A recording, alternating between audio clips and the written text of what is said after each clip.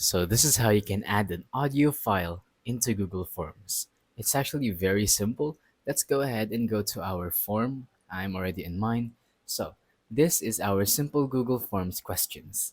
What you're going to want to do is simply tap on this plus button and it says add question. So you're going to want to tap on that. And then you're going to want to go ahead and simply tap on insert link. Now, you're going to want to paste the link to your Google Drive, which contains the audio.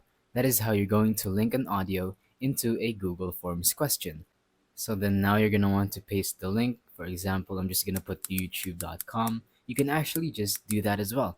You can link a YouTube video which contains the audio you want them to listen to and then paste it over here. So simply tap on OK and here it is. They can go ahead and click on it, and then they will find the audio and they can go ahead and listen to it.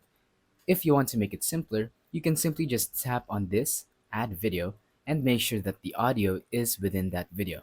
So tap on add video, and now you can search whatever video or paste a URL on YouTube. So yeah, that's pretty much it. Thank you for watching. Don't forget to leave a like, subscribe, and let us know in the comments down below if the tutorial worked or if you have any questions. Thank you and goodbye.